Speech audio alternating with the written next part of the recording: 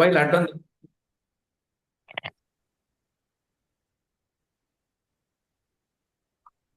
ప్రభునందు ప్రియులారా, దేవుని వాక్యములో నుండి కొన్ని విషయాలు తేటగా మనం విందాం. ప్రతి ఒక్కరూ శ్రద్ధతో వాక్యములో ఉన్న వాస్తవాలను తేటగా మనము గమనిద్దాం.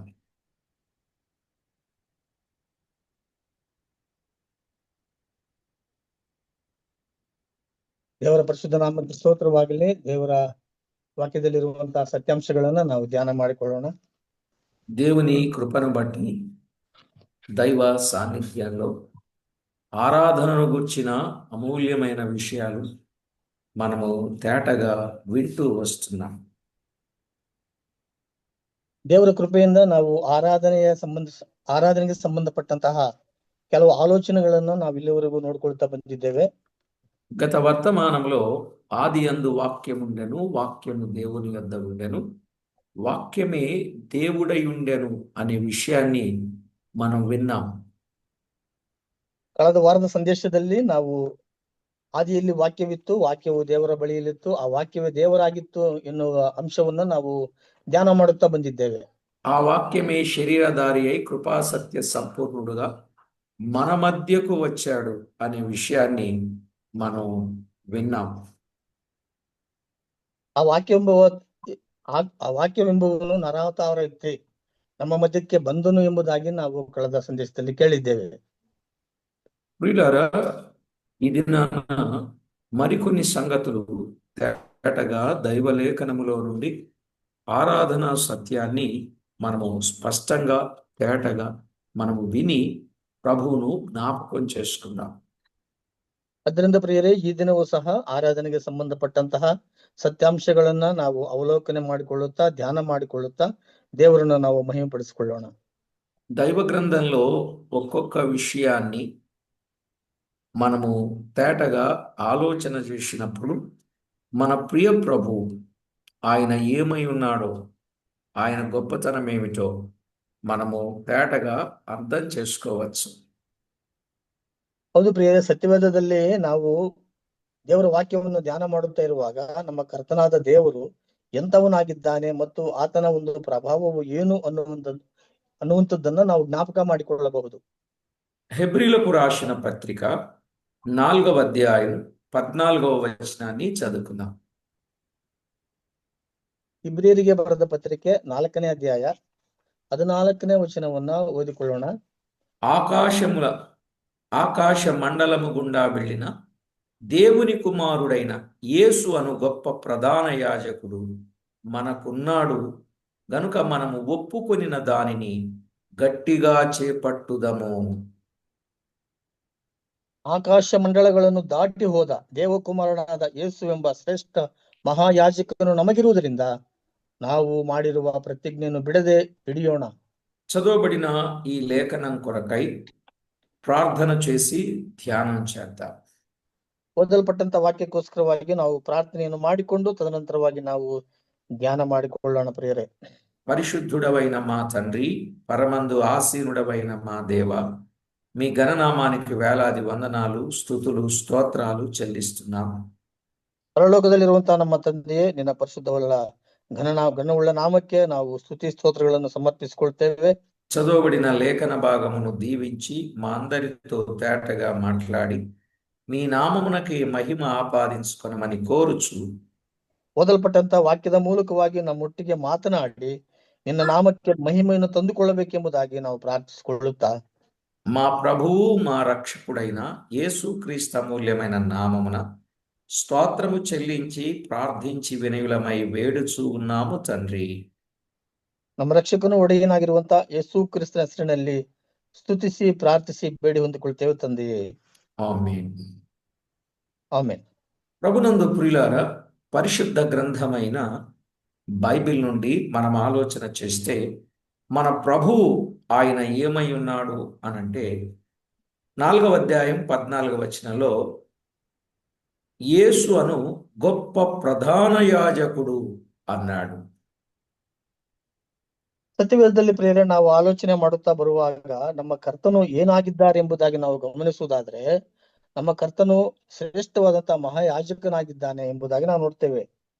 ఆయన గొప్ప ప్రధాన యాజకుడు అనే మాట చూస్తున్నాం. ఆతను శ్రేಷ್ಠವಾದಂತಹ మహాయాజಕನಾಗಿರುವುದನ್ನ ನಾವಿಲ್ಲಿ గమనిಸ್ತೇವೆ. 15వ వచనంలో మన ప్రధాన యాజకుడు మన బలహీనతలలో మనతో సహానుభావము లేనివాడు కాడు గాని సమస్త విషయములలో మనవలనే శోధింపబడినను ఆయన పాపము లేనివాడుగా ఉండెను అని వ్రాయబడింది. 15ನೇ ವಚನವನ್ನ ನಾವು ಈ ರೀತಿ ಓದ್ಕೊಳ್ತೇವೆ. ಯಾಕಂದರೆ ನಮಗಿರುವ ಮಹಾಯಾಜಕನು ನಮ್ಮ ನಿರ್ಬಲಾವಸ್ಥೆಯನ್ನು ಕುರಿತು ಅನುತಾಪ ಪಡುವವನಲ್ಲ, ಆ ಅನುತಾಪವಿಲ್ಲದವನಲ್ಲ. ಆತನು ಸರ್ವ ವಿಷಯಗಳಲ್ಲಿ ನಮ್ಮ ಹಾಗೆ ಶೋಧನೆಗೆ ಗುರಿಯಾದನು, ಪಾಪ ಮಾತ್ರ ಮಾಡಲಿಲ್ಲ.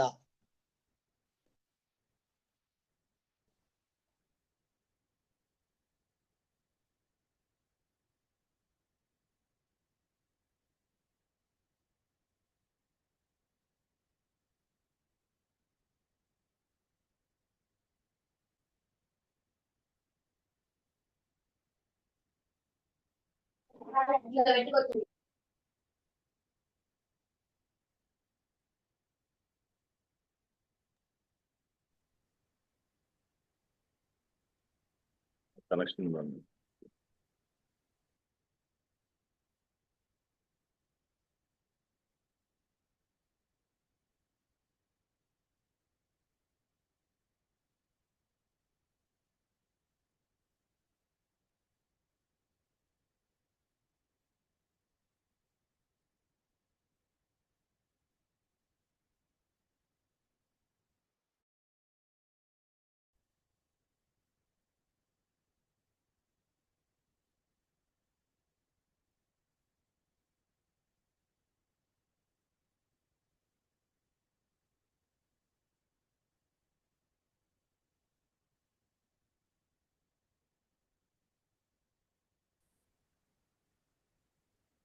ప్రభునందు ప్రియులారా, పరిశుద్ధ గ్రంథములు మనం తేటగా గమనించినట్లయితే మన ప్రియ ప్రభు పాపము లేని ప్రధాన యాజకుడు.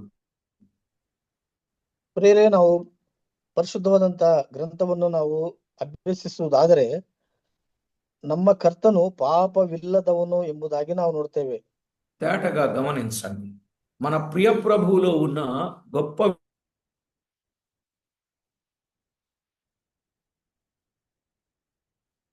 పాపము లేని ప్రధాన యాజకుడు. ಹೌದು ಪ್ರಿಯರೇ, ನಮ್ಮ ಕರ್ತನಾದ ಕ್ರಿಸ್ತ ಯೇಸುವು ಆತನು ಪಾಪ ಮಾಡದಂತಹ ಆತನು ಮಹಾಶ್ರೇಷ್ಠ ಯಾಜಕನಾಗಿದ್ದಾನೆ. మూడవదిగా హెబ్రీ పత్రిక 7వ అధ్యాయం 20-21 వచనాన్ని చదువుతున్నాం. ಇಬ್ರಿಯರಿಗೆ ಬರೆದ ಪತ್ರಿಕೆ 7ನೇ ಅಧ್ಯಾಯ 20 ಮತ್ತು 21ನೇ ವಚನವನ್ನ ನಾವು ನೋಡಿಕೊಳ್ಳುವುದಾದ್ರೆ, మరియు ప్రమాణము లేకుండా యేసు యాజకుడు కాలేదు గనుక ఆయన మరి శ్రేష్టమైన నిబంధనకు పూట కాపాయను. వారైతే ప్రమాణము లేకుండా యాజకులగుదురు గాని ఈయన నీవు నిరంతరము యాజకుడవై ఉన్నావని ప్రభువు ప్రమాణము చేసెను. ಇದಲ್ಲದೆ ಲೇವಿಯರು ಆಣೆ ಇಲ್ಲದೆ ಯಾಜಕರಾದರು, ಆತನಾದರೂ ಆಣೆಯೊಡನೆ ಯಾಜಕನಾಗಿ ಮಾಡಲ್ಪಟ್ಟನು. ದೇವರು ಆತನಿಗೆ, ನೀನು ಸದಾಕಾಲವು ಯಾಜಕನಾಗಿದ್ದಿ ಎಂದು ಕರ್ತನೆಂಬ ನಾನು ಆಣೆಯಿಟ್ಟು ನುಡಿದೆನು, ಪಶ್ಚಾತ್ತಾಪ ಪಡುವುದಿಲ್ಲ ಎಂಬುದಾಗಿ ಹೇಳಿದನಲ್ಲ ಎಂದು. ఇక్కడ మనము చూచినట్లయితే కొంతమంది ప్రమాణము లేని ప్రధాన యాజకులు ఉన్నారు, కానీ యేసుక్రీస్తు ప్రభు అయితే ప్రమాణము కలిగిన లేఖనాల ఆధారముతో కూడిన ప్రధాన యాజకుడు. ಅದರಿಂದ ಪ್ರಿಯರೇ, ಕೆಲವರು ಪ್ರಮಾಣವಿಲ್ಲದಂತಹ ಯಾಜಕರಾಗಿದ್ದರೆ ನಮ್ಮ ಕರ್ತನಾದ ಕ್ರಿಸ್ತ ಯೇಸುವನ್ನು ನಾವು ಗಮನಿಸುವುದಾದ್ರೆ ಆತನು ಪ್ರಮಾಣವಿರುವಂತಹ ಪ್ರಧಾನ ಯಾಜಕನಾಗಿದ್ದಾನೆ, ಲೇಖನಗಳ ಅನುಸಾರವಾಗಿ. ప్రభునందు ప్రియులార, పరిశుద్ధ గ్రంథమైన బైబిల్ నుండి మనం ఆలోచన చేస్తే మన ప్రభువైన యేసు క్రీస్తు ప్రమాణాలతో కూడిన ప్రధాన యాజకుడు అని మనం చూస్తున్నాం. ನಮ್ಮ ಕರ್ತನಾದ ಕ್ರಿಸ್ತನ ಯೇಸುವನ್ನು ನಾವು ನೋಡಿದರೆ ಆಣೆಯೊಡನೆ ಯಾಜಕನಾಗಿ ಮಾಡಲ್ಪಟ್ಟನು ಎಂಬುದಾಗಿ ನಾವು ಗಮನಿಸ್ತೇವೆ. మరొక విషయాన్ని మనం ఆలోచన చేస్తే 7వ అధ్యాయం 24వ వచనం. ಇಬ್ರಿಯ ಬರೆದ ಪತ್ರಿಕೆ 7ನೇ ಅಧ್ಯಾಯ 24ನೇ ವಚನ. ఈయన నిరంతరము ఉన్నవాడు గనుక మార్పు లేని యాజకత్వము కలిగిన వాడాయను అన్నాడు. ಇಲ್ಲಿ ಈತನಾದರೂ ಸದಾಕಾಲವಿರುವುದರಿಂದ ಆತನ ಯಾಜಕತ್ವವು ಮತ್ತೊಬ್ಬರಿಗೆ ಹೋಗುವಂತದ್ದಲ್ಲ ಎಂಬುದಾಗಿ ನಾವು ಗಮನಿಸ್ತೇವೆ. అంటే ఇదివరకున్న యాజకులు మార్పు చెందేవాళ్ళు, కానీ ఈయన మార్పు లేని ప్రధాన యాజకుడు. ನಮ್ಮ ಕರ್ತನಾದ ಕ್ರಿಸ್ತ ಯೇಸುವಿನಿಗಿಂತ ಮೊದಲೇ ಇದ್ದಂತವರು ಅವರು ಮಾರ್ಪಡುವಂತವರಾಗಿದ್ದರು. ಆದರೆ ಈತನಾದರೂ ಆತನು ಸದಾಕಾಲವಿರುವುದರಿಂದ ಆತನ ಯಾಜಕತ್ವ ಮತ್ತೊಬ್ಬರಿಗೆ ಹೋಗುವಂತದ್ದಲ್ಲ ಅಂತಂದ್ರೆ ಆತನು ಸದಾಕಾಲ ಶಾಶ್ವತವಾಗಿರುವಂತಹ మహాయాజకునాగిದ್ದಾನೆ. అలాగునని 8వ అధ్యాయం 1వ వచనం. ಇದೇ ರೀತಿಯಾಗಿ 8ನೇ ಅಧ್ಯಾಯ 1ನೇ ವಚನವನ್ನು ನಾವು ಗಮನಿಸುವುದಾದರೆ, మేము వివరించుచున్న సంగతులలోని సారాంశమేదనగా మనకు అట్టి ప్రధాన యాజకుడు ఒకడున్నాడు. ఆయన పరిశుద్ధాలయమునకు అనగా మనుషుడు కాక ప్రభువే స్థాపించిన నిజమైన గుడారమునకు పరిచారకుడై ఉండి పరలోకమందు మహామహుని సింహాసనమున కుడిపార్శ్వమున ఆసీనుడాయను అని చూస్తున్నాం. ಇಬ್ರಿಯರಿಗೆ ಬರೆದ ಪತ್ರಿಕೆ 8ನೇ ಅಧ್ಯಾಯ 1 ಮತ್ತು 2ನೇ ವಚನವನ್ನು ನಾವು ಈ ರೀತಿಯಾಗಿ ಓದಿಕೊಳ್ತೇವೆ. ನಾವು ಈಗ ಹೇಳುವ ಸಂಗತಿಗಳಲ್ಲಿ ಮುಖ್ಯವಾದ ಮಾತೇನೆಂದರೆ, ಪರಲೋಕದೊಳಗೆ ಮಹತ್ವವುಳ್ಳ ದೇವರ ಸಿಂಹಾಸನದ ಬಲಗಡೆಯಲ್ಲಿ ಆಸನಾರೂಢನಾಗಿರುವಂತಹ ಮಹಾಯಾಜಕನು ನಮಗಿದ್ದಾನೆ. ಈತನು ಪವಿತ್ರ ಸ್ಥಾನದಲ್ಲಿ, ಅಂದರೆ ಮನುಷ್ಯನು ಹಾಕದೆ ಕರ್ತನೆ ಹಾಕಿದ ನಿಜವಾದ ದೇವದರ್ಶನ ಗುಡಾರದಲ್ಲಿ ಯಾಜಕೋದ್ಯೋಗವನ್ನು ನಡೆಸುವವನಾಗಿದ್ದಾನೆ. ప్రభునందు ప్రియులారా, దైవ లేఖనంలో మనము చూచినప్పుడు పరిశుద్ధాలయమునకు అనగా ప్రభువే స్థాపించిన నిజమైన గుడారమునకు ప్రధాన యాజకుడు అనే మాట చూస్తున్నాం. ಕರ್ತನೆ ಸ್ಥಾಪಿಸಿರುವಂತಹ ನಿಜವಾದ ಗುಡಾರಕ್ಕೆ ಆತನು ಯಾಜಕನಾಗಿದ್ದಾನೆ ಎಂಬುದಾಗಿ ನಾವು ಗಮನಿಸ್ತೇವೆ. ఎంత గొప్ప సంగతి చెప్పబడిందో చూడండి. దైవ లేఖనంలో ప్రభువే స్థాపించిన నిజమైన గుడారమునకు ప్రధాన యాజకుడు అనే వాస్తవిక సత్యం. ಆತನೇ ಸ್ಥಾಪಿಸಿರುವಂತಹ ನಿಜವಾದಂತಹ ದೇವದರ್ಶನ ಗುಡಾರದಲ್ಲಿ ಯಾಜಕೋದ್ಯೋಗವನ್ನು ನಡೆಸುವವನಾಗಿದ್ದಾನೆ ಎಂಬುದಾಗಿ ನಾವು ನೋಡುತ್ತೇವೆ. గొప్ప ప్రధాన యాజకుడు, పాపము లేని ప్రధాన యాజకుడు. ಆತನು ಮಹಾಯಾಜಕನು, ಪಾಪವಿಲ್ಲದಂತಹ ಪ್ರಧಾನ ಯಾಜಕನಾಗಿದ್ದಾನೆ. ప్రమాణము కలిగిన ప్రధాన యాజకుడు. ಪ್ರಮಾಣಗಳನ್ನು ಮತ್ತು ಹೊಂದಿರುವಂತಹ ಪ್ರಮಾಣಗಳೊಡನೆ ಹೊಂದಿರುವಂತಹ ಪ್ರಧಾನ ಯಾಜಕನಾಗಿದೆ ಅಥವಾ ಮಹಾಯಾಜಕನಾಗಿದ್ದಾನೆ ಎಂಬುದಾಗಿ ನಾವು ನೋಡುತ್ತೇವೆ. మార్పు లేని ప్రధాన యాజకుడు. ಆತನು ಮಾರ್ಪಡದಂತಹ ಮಹಾಯಾಜಕನಾಗಿದ್ದಾನೆ. ప్రభువే స్థాపించిన నిజమైన గుడారమునకు ప్రధాన యాజకుడు. ಕರ್ತನೇ ಸ್ಥಾಪಿಸಿರುವಂತಹ ನಿಜವಾದಂತಹ ದೇವದರ್ಶನ ಗುಡಾರಕ್ಕೆ ಆತನು ಯಾಜಕನಾಗಿದ್ದಾನೆ. 8వ అధ్యాయం 6వ వచనంలో చదివితే, 8ನೇ ಅಧ್ಯಾಯ 6ನೇ ವಚನವನ್ನು ನಾವು ಗಮನಿಸುವುದಾದರೆ, ఈయన అయితే ఇప్పుడు మరి ఎక్కువైన వాగ్దానములను బట్టి నియమింపబడిన మరి ఎక్కువైన నిబంధనకు మధ్యవర్తి అయి ఉన్నాడు కనుక మరి శ్రేష్టమైన సేవకత్వము పొంది ఉన్నాడు. ಶ್ರೇಷ್ಠವಾದ ಯಾಜಕೋದ್ಯೋಗವನ್ನು ಹೊಂದುವನಾಗಿದ್ದಾನೆ. ಉತ್ತಮ ವಾಗ್ದಾನಗಳ ಮೇಲೆ ಸ್ಥಾಪಿತವಾದ ಉತ್ತಮವಾದ ಒಡಂಬಡಿಕೆಗೆ ಮಧ್ಯಸ್ಥನಾಗಿದ್ದಾನೆ. శ్రేష్టమైన సేవకత్వమునకు ప్రధాన యాజకుడు. ಶ್ರೇಷ್ಠವಾದಂತಹ ಸೇವೆಗೆ ಸಂಬಂಧಿಸಿದಂತಹ ಮಹಾಯಾಜಕನಾಗಿದ್ದಾನೆ. ఇక 7వ మాట మనము జ్ఞాపకం చేసుకుంటే 7వ అధ్యాయం 26వ వచనం. 7ನೇ ಅಂಶವಾಗಿ ನಾವು ಗಮನಿಸುವುದಾದ್ರೆ 7ನೇ ಅಧ್ಯಾಯ 26ನೇ ವಚನದಲ್ಲಿ ನಾವು ಈ ರೀತಿಯಾಗಿ ಗಮನಿಸ್ತೇವೆ. పవిత్రుడు, నిర్దోషియు, నిష్కల్మషుడు, పాపులలో చేరక ప్రత్యేకముగా ఉన్నవాడును, ఆకాశ మండలము కంటే మిక్కిలి హెచ్చైన వాడునైనా ఇట్టి ప్రధాన యాజకుడు మనకు సరిపోయినవాడు. 7ನೇ ಅಧ್ಯಾಯ 26ನೇ ವಚನದಲ್ಲಿ ನಾವು ಈ ರೀತಿಯಾಗಿ ಓದ್ಕೊಳ್ತೇವೆ. ಇಂಥವನೇ ನಮಗೆ ಬೇಕಾದ ಮಹಾಯಾಜಕನು, ಈತನು ಪರಿಶುದ್ಧನು, ನಿರ್ದೋಷಿಯು, ನಿಷ್ಕಲಂಕನು, ಪಾಪಿಗಳಲ್ಲಿ ಸೇರದೆ ಪ್ರತ್ಯೇಕವಾಗಿರುವ ಅವನು, ಆಕಾಶ ಮಂಡಲಗಳಿಗಿಂತ ಉನ್ನತದಲ್ಲಿರುವ ಅವನು ಆಗಿರುವನು. ಮೊದಲು ಈ ರೀತಿಯಾಗಿರುವಂತಹ ದೇವರು ಆತನು ನಮಗೆ సరియాగిರುವಂತಹ కర్తను ಎಂಬುದಾಗಿ ನಾವು గమనిಸ್ತೇವೆ. ఈయన ఎవరో తేటగా చెప్పబడిన మాట. ఈయన మనకు సరిపోయిన ప్రధాన యాజకుడు. ಈತನು ನಮಗೆ ಸರಿಯಾಗಿರುವಂತಹ మహాయాజకನಾಗಿದ್ದಾನೆ. మరి ముందున్న ప్రధాన యాజకులు మనకు సరిపోయిన వారు కాదా అంటే కాదు అని చెప్పాలి. ಅದರಿಂದಲೇ ಪ್ರಿಯರೇ, ಕರ್ತನಿಗಿಂತ ಮೊದಲಿದ್ದಂಥವರು సరిಯಾಗಿರುವಂತಹ యాజಕರು ಅಲ್ಲ ಎಂಬುದಾಗಿ ನಾವು ಹೇಳಬಹುದು.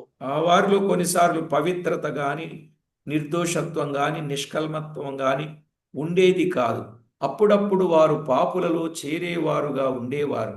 అందుకే వారు ఏం చేశారు అంటే 9వ అధ్యాయంలో 7వ వచనాన్ని మనము చదివితే, ಪ್ರಿಯರೇ, ಕರ್ತನಿಗಿಂತ ಮೊದಲಿದ್ದಂತಹ ಮಹಾಯಾಜಕರುಗಳಲ್ಲಿರುವಂತಹ ಕೆಲವು ಬಲಹೀನತೆಗಳಿದ್ದವು. ಅವರು ಇರುತ್ತಾ ಇರುವಂತವ್ರು ಮತ್ತು ಅವರು పవిత్రತೆಯನ್ನ ಹೊಂದಿದಂತವರು ಅಲ್ಲ ಎಂಬುದಾಗಿ ನಾವು ಗಮನಿಸ್ತೇವೆ. సంవత్సరమునకు ఒక్కసారి మాత్రమే ప్రధాన యాజకుడు ఒక్కడే రక్తము చేత పట్టుకుని 2వ గుడారములోనికి ప్రవేశించును. ఆ రక్తం తన కొరకును ప్రజల అజ్ఞానకృతముల కొరకును అతడు అర్పించును. ఇది ప్రధాన యాజకుని పని. 2ನೇ ಭಾಗದೊಳಗೆ ಮಹಾಯಾಜಕನೊಬ್ಬನೇ ವರ್ಷಕ್ಕೆ ಒಂದೇ ಸಾರಿ ಹೋಗುತ್ತಾನೆ. ಅವನು ರಕ್ತವನ್ನು ತಕ್ಕೊಳ್ಳದೆ ಹೋಗುವುದಿಲ್ಲ. ಆ ರಕ್ತವನ್ನು ತನಗೋಸ್ಕರವೂ ಜನರ ತಪ್ಪುಗಳಿಗೋಸ್ಕರವೂ ಸಮರ್ಪಿಸುತ್ತಾನೆ ಎಂಬುದಾಗಿ ನಾವು ಗಮನಿಸ್ತೇವೆ. అంటే ప్రజల పాపముల కొరకు, అజ్ఞాన కృతముల కొరకు, తన కొరకు కూడా సంవత్సరానికి ఒక్కసారి ఏటేటికి మాటి మాటికి వెళ్ళి రక్తాన్ని చిందించాల్సి లేక రక్తాన్ని అర్పించాల్సి వచ్చేది. ಹೌದು ಪ್ರಿಯರೇ, ಅದರಿಂದ ಮಹಾಯಾಜಕನಾದಂಥವನು ಪ್ರತಿ ವರ್ಷಕ್ಕೊಮ್ಮೆ ತನಗೋಸ್ಕರವಾಗಿ, ತನ್ನ ಪ್ರಜೆಗಳಿಗೋಸ್ಕರವಾಗಿ ಆತನು ರಕ್ತವನ್ನು ತೆಗೆದುಕೊಂಡು ಆತನು ಹೋಗುವಂತಹ ಒಂದು ಸ್ಥಿತಿಯು ಅಲ್ಲಿ ಇತ್ತು ಎಂಬುದಾಗಿ ನಾವು ಗಮನಿಸ್ತೇವೆ. అందుకే మన ప్రభు అయిన యేసుక్రీస్తు మార్పు కలిగిన ప్రధాన యాజకుడుగా వచ్చాడు. ಅದರಿಂದ ನಮ್ಮ ಕರ್ತನಾದ ಕ್ರಿಸ್ತ ಯೇಸುವು ತನ್ನನ್ನು ಮಾರ್ಪಡಿಸಿಕೊಂಡು ಬಂದಂತಹ మహాయాజకನಾಗಿ ಬಂದನು ಎಂಬುದಾಗಿ ನಾವು ಗಮನಿಸ್ತೇವೆ. ఆ రోజు వారు అర్పించింది గొర్రెపిల్ల రక్తం అయితే, ఇప్పుడు యేసుక్రీస్తు అర్పించింది తన సొంత రక్తం. అంటే పాపము లేని రక్తం, పాపము ఎరుగని రక్తం, పాపము చేయని రక్తాన్ని ఆయన మనకు అర్పించాడు మన కొరకు. కనుకనే ఆయనే ప్రధాన యాజకుడు.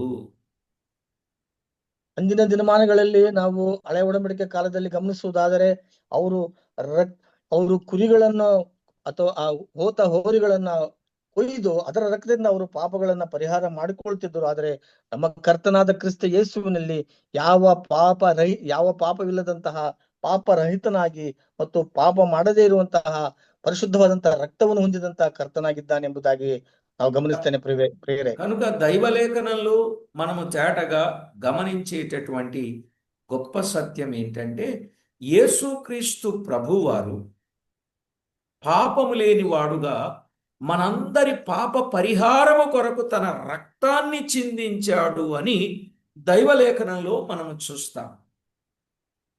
ಹೌದು ಪ್ರಿಯರೇ, ಪಾಪಿಗಳಾಗಿರುವಂತ ನಮಗೋಸ್ಕರವಾಗಿ ಪಾಪರಹಿತನಾಗಿರುವಂತ ನಮ್ಮ ಕರ್ತನಾದ ಕ್ರಿಸ್ತ ಯೇಸುವು ತನ್ನೆಲ್ಲಾ ರಕ್ತವನ್ನ ಆತನು ಸುರಿಸಿದನು ಎಂಬುದಾಗಿ ನಾವು ಗಮನಿಸ್ತೇವೆ. ఆయన వధింపబడి రక్తమిచ్చి మనలను కొన్నాడు అని ప్రకటన గ్రంథం 5వ అధ్యాయం 9-10 వచనాలలో చూస్తాం. ಪ್ರಕಟಣೆ ಗ್ರಂಥ 5ನೇ ಅಧ್ಯಾಯ 9ನೇ ವಚನದಲ್ಲಿ ನಾವು ನೋಡ್ತೇವೆ, ತನ್ನ ಸ್ವರಕ್ತವನ್ನು ಕೊಟ್ಟು ನಮ್ಮನ್ನು ಸಂಪಾದಿಸಿಕೊಂಡಂತವನು ಎಂಬುದಾಗಿ ನಾವು ನೋಡ್ತೇವೆ. మరి కొని మనల్ని ఏం చేశాడు? యాజకులనుగా చేశాడు. ఆయనకు ఒక రాజ్యముగాను యాజకులనుగాను చేసుకున్నాడు. ಅದರಿಂದ ಪ್ರಿಯರೇ, ನಮ್ಮನ್ನು ಆತನು ಕೊಂಡುಕೊಂಡು ತನಗೋಸ್ಕರವಾಗಿ ಯಾಜಕರನ್ನಾಗಿಯೂ ಒಂದು ರಾಜ್ಯವನ್ನಾಗಿಯೂ ಆತನು ಮಾಡಿಕೊಂಡನು ಎಂಬುದಾಗಿ ನಾವು ಗಮನಿಸ್ತೇವೆ. అంటే ఇది వరకు వంశపారంపర్యంగా ప్రధాన యాజకత్వం వచ్చేది కానీ ఇప్పుడైతే ప్రతి ప్రజలో నుండి ప్రతి జనములో నుండి ఆయన ప్రధాన యాజకుడు కావటం మూలాన ఇప్పుడు మనందరినీ యాజకులనుగా చేసుకున్నాడు. ಹೌದು ಪ್ರಿಯರೇ, ಆತನು ಪ್ರತಿ ಜನಾಂಗಕ್ಕೋಸ್ಕರವಾಗಿ ಎಲ್ಲರನ್ನ ಪಡಿಸುವುದಕ್ಕೋಸ್ಕರವಾಗಿ ಆತನು ಮಹಾಯಾಜಕನಾಗಿರುವಾಗ ಇರುವುದರಿಂದ ನಮ್ಮೆಲ್ಲರನ್ನು ಆತನು ಕೊಂಡುಕೊಂಡನು ಎಂಬುದಾಗಿ ನಾವು ಗಮನಿಸ್ತೇವೆ. అందుకే ఈరోజు యాజకుడు అంటే ఆరాధికుడు. దేవుడు మనలను ప్రేమించి ఆరాధనకు పాత్రుడైన ఆయనను ఆరాధించడానికి ప్రభువు మన పట్ల చూపిన ఆ కార్యాన్ని బట్టి ప్రభువుని ఎంతో స్తుతించాలి. ಹೌದು ಪ್ರಿಯರೇ, ಇವತ್ತು ಯಾಜಕರಂತಂದ್ರೆ ದೇವರನ್ನು ಆರಾಧಿಸುವವರು ಎಂಬುದಾಗಿ ನಾವು ನೋಡ್ತೇವೆ. ಅದರಿಂದ ನಾವೆಲ್ಲರೂ ಆ ರೀತಿಯಾಗಿ ಕರ್ತನನ್ನ ಆರಾಧಿಸುವವರಾಗಿರಬೇಕು. ఇది ఎంత గొప్ప విశేషమైన విషయం మీరే ఆలోచన చేయండి. ಹೌದು ಪ್ರಿಯರೇ, ಇದು ಬಹು ವಿಶೇಷವಾಗಿರುವಂತ ಸಂಗತಿ ಆಗಿದ್ದರಿಂದ ನಾವು ಆಲೋಚಿಸತಕ್ಕವರಾಗಿರಬೇಕು. మన ప్రియ ప్రభువే మనలను యాజకులనుగా ఆయన రక్తమిచ్చి సంపాదించి యాజకులనుగా చేశాడు గనుకనే ఇప్పుడు యాజకులమైన మనము ఆయన ప్రధాన యాజకుడై ఉండగా ఆయనను ఆత్మతోనూ సత్యముతోనూ ఆరాధించాలి. ಹೌದು ಪ್ರಿಯರೇ, ಆತನು ನಮ್ಮನ್ನು ತನ್ನ ಸ್ವರಕ್ತದಿಂದ ಕೊಂಡುಕೊಂಡು ತನಗೋಸ್ಕರವಾಗಿ ಯಾಜಕರನ್ನಾಗಿಯೂ ರಾಜ್ಯವನ್ನಾಗಿಯೂ ಮಾಡಿಕೊಂಡು ಆ ಪ್ರಧಾನ ಯಾಜಕನಾಗಿರುವಂತ ನಮ್ಮ ಕರ್ತನನ್ನ ನಾವು ಯಾಜಕರಾಗಿ ಆತನನ್ನು ಸೇವಿಸುವವರಾಗಿ ಆರಾಧಿಸುವವರಾಗಿರಬೇಕೆಂಬುದಾಗಿ ಆತನು ಬಯಸಿದ್ದಾನೆ. ಪ್ರಿಯರೇ, మనం ఎందుకు ఆయనను ఆరాధించాలి? ನಾವು ಯಾಕಾಗಿ ಆತನನ್ನು ಆರಾಧಿಸಬೇಕು ಎನ್ನುವುದಾಗಿ ನೋಡುವಾಗ ఎందుకు ఆరాధించాలి అంటే ఆయన మనలను యాజకులనుగా రక్తమిచ్చి కొన్నాడు గనుక మనం ఆయనను ఆరాధించాలి. ಯಾಕಂದ್ರೆ ಪ್ರಿಯರೇ, ಆತನು ತನ್ನ ಸ್ವರಕ್ತದಿಂದ ನಮ್ಮನ್ನು ಕೊಂಡುಕೊಂಡಿರುವುದರಿಂದ ನಾವು ಆತನನ್ನು ಆರಾಧಿಸುವವರಾಗಿರಬೇಕು. కనుక ఈ సత్యాన్ని ప్రతి వ్యక్తి కూడా జ్ఞాపకం చేసుకొని ఆయన చేసిన మేళ్లన్నీ తలపోసుకొని ఆ ప్రియ ప్రభువును ఆరాధించే వారముగా ఉందాం.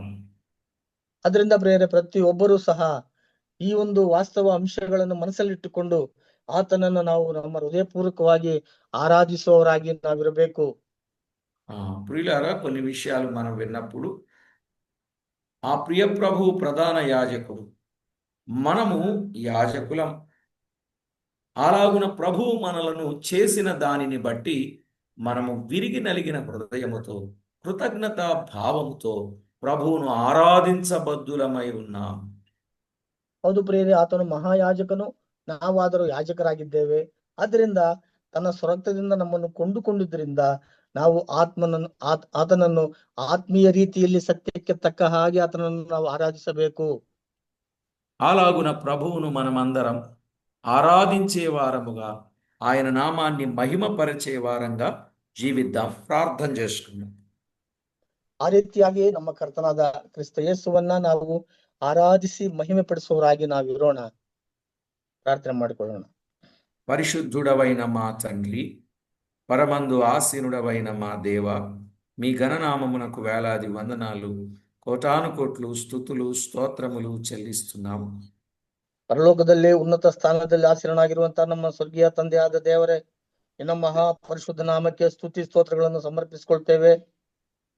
చదవబడిన లేఖన భాగాలలో నుండి ప్రధాన యాజకుడవు మీరని, యాజకులము మేమని, మిమ్మల్ని ఆరాధించే గొప్ప భాగ్యం మీ రక్తము ద్వారా మాకు కలిగిందని నమ్మి మిమ్మల్ని స్తుతించుచు, ಹೌದು ಕರ್ತನೆ, ನೀವು ಮಹಾ ಯಾಜಕರಾಗಿದ್ದೀರೆಂದು, ನಮ್ಮನ್ನು ಯಾಜಕರನ್ನಾಗಿ ನೀವು ಮಾಡಿದ್ದೀರೆಂದು ಮಾತ್ರವಲ್ಲ ಕರ್ತನೆ, ನಿನ್ನ ಸ್ವರಕ್ತದಿಂದ ನಮ್ಮನ್ನು ಸಂಪಾದಿಸಿಕೊಂಡು ನಿನ್ನಗೊಂದು ಯಾಜಕ ವರ್ಗದವರಾಗಿ ನಾವು ನಿನ್ನನ್ನು ಆರಾಧನೆ ಮಾಡುವಂತ ಮಕ್ಕಳನ್ನಾಗಿ ಮಾಡಿಕೊಂಡಿದ್ದಕ್ಕಾಗಿ ನಾವು ನಿನ್ನನ್ನು ಕೊಂಡಾಡುತ್ತೇವೆ.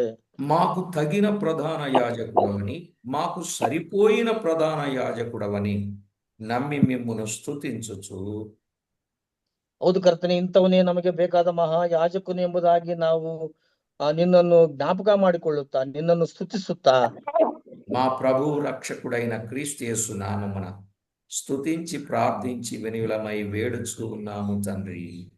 ನಮ್ಮ ಆಮೆನ್. ರಕ್ಷಕನ ಒಡೆಯನು ಕಾರ್ಯಕರ್ತನಾಗಿರುವಂತಹ ಯೇಸು ಕ್ರಿಸ್ತನ ಸೇವೆಯಲ್ಲಿ ಆಮೆನ್. ಸ್ತುತಿಸಿ ಪ್ರಾರ್ಥಿಸಿ ಬೇಡಿ ಹೊಂದಿಕೊಳ್ಳುತ್ತೇವೆ ತಂದೆಯೇ. ఆమేన్. ఆమేన్. ఆమెన్.